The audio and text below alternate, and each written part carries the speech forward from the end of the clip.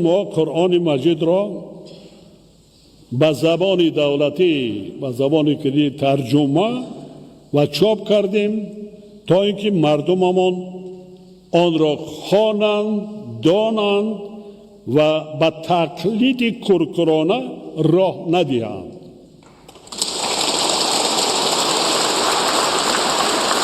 من این کار کردم، تقسیم کردم، بال ادامه دارد. گیرند خوانند، لکسیای بیگانگان را کم گوش کنید. گیرین به زبان تاجیکی فهما هر یک آیت کلام ربانی معنیش چیست خوانید. خودتان را بیهوده نکشید. خوانید، پند است، حکمت است.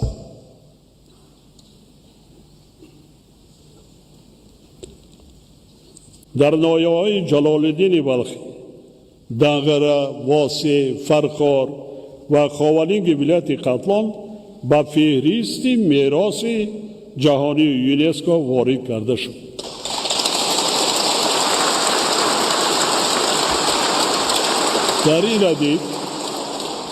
در این ردیف از جانب یونسکو قبول شدن قطعنامه ها در مورد اعتراف شهر پنجکن همچون شهر جهانی هنرهای دستی برای سوزنیدوزی و بزرگداشت 1050 سالگی رابعه بلخی در سالهای 2026 2027 دلیل جایگاه خاصه میراث و ارزش‌های فرهنگی و معنوی تاجیکان در تمدن عمومی بشری می باشد.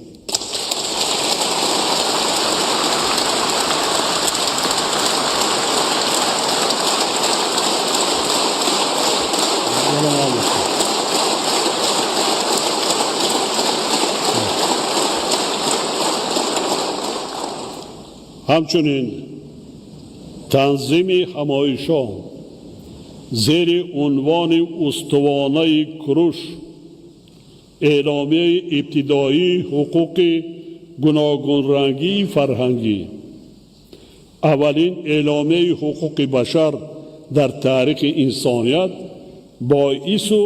باعث افتخار و سربلندی ملت آریایی ما می باشد.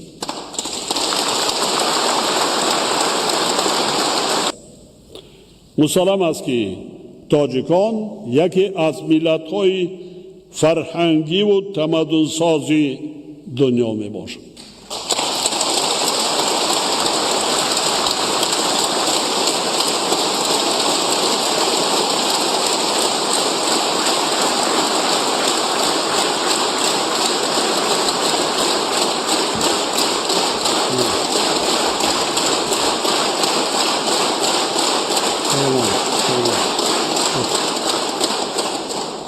باعث افتخار ماست که گذشتگان نگنام ما آریایی ها به جهانیان زبان و فرهنگ، علم و هنر، عاید و سنت های بای و رنگارنگ بشردوستانه از جمله نوروز، اینچنین عنعنه‌های پیشرفته دولتداری یعنی تمدن و فرهنگ جاودانه را به میراث گذاشتند.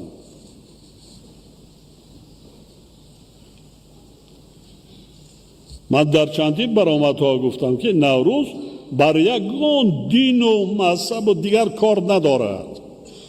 تاریخ نوروز بیش از 6000 سال است. دینی میبینی اسلام 1000 سال است، دینی جوان است. یعنی نوروز یگان چیز دینی ندارد، نه به اسلام، نه به زردوش، نه به یگان دینی دیگر.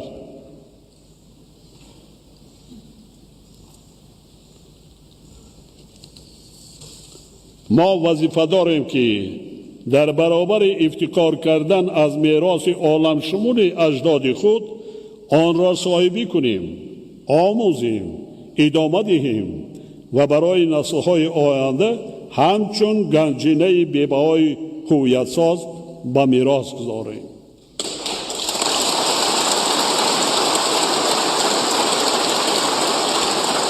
ما باید افتخار داشته باشیم که اجداد خردمند ما پیندار نیک، گفتار نیک و کردار نیک را همچون ارزش بزرگ انسان دوستانه شعار زندگی خود قرار دادند. این 6000 سال پیش عقل کی ما میگیرد اینا؟ گفتار نیک، پیندار نیک.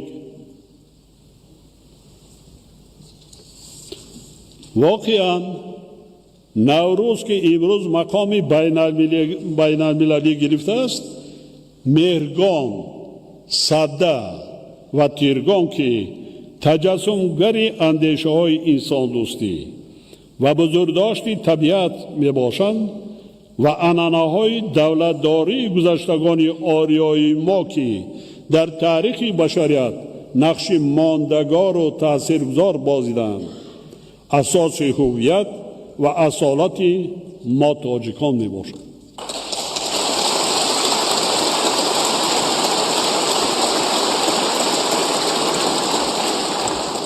بنابراین از همه امی دست میکشین،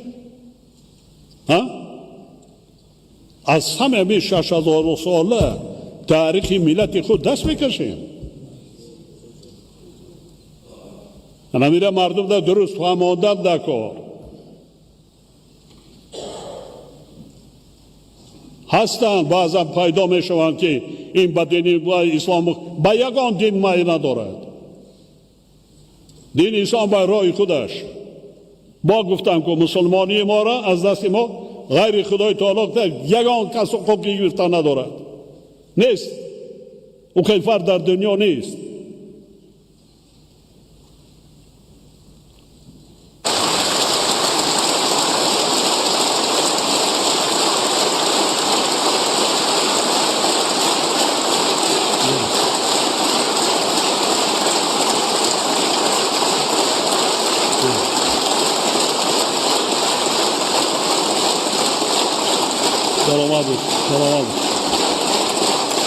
سلام.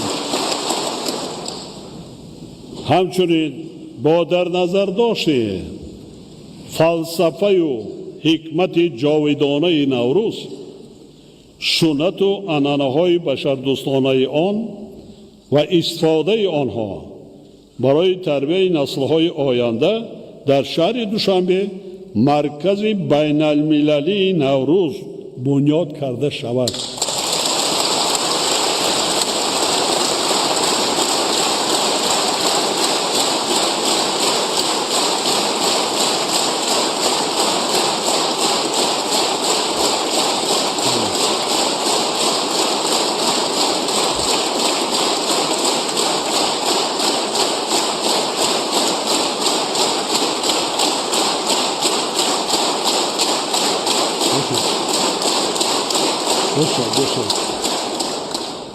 برای آنکه نوروز را بین المللی گردانیم، تاریخی کمترک درازدار دارد. 5 سال ما در یونسکو گردی اطراف این کار بردیم. بودن کشورهایی که زید بودن، حتی در حوزه نوروز هم زید بودن. در چی؟ میگفتم ما راضی، لیکن نامش را دیگر کنید. نوروز تاریخا نمیخیر آمده است. حتی امروز هر سال پرزیدنت های امریکا دیگرها با همین زبان میگن نوروز مبارک. دیگر کرده نمیشه. تاریخ آمده چگونه دیگر میکنی؟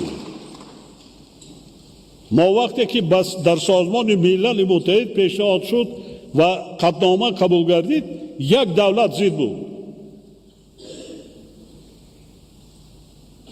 خواهی بعد 1 سال 2 سال رفته بعد امضا کردن، لیکن نام حتی نام ده زید بودن. برای که نامش تاجیکی است. این دلیل چی است؟ 5,500 سرز را من معین نکردم. عالمان بین المللی یونسکو 7 سال کار کردند. عالمان از امریکا، روسیه، اروپا، ژاپن، چین، دیگر اشتراک کرده برده در آنجا معین کردن که تاریخی سر از 5,500 سال است.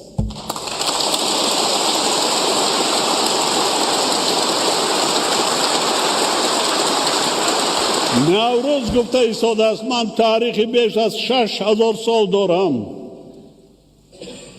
وقتی که تاجیکان در 5,500 شهر ساخته باشند، شهرداری کرده باشند، این راست می آید. اطمینان دارم که عملی نمودن اقدامات ذکر شده دلیل ردناپذیری تاریخ و فرهنگی بیش از 6,000 ساله ما تاجیکان می گردد.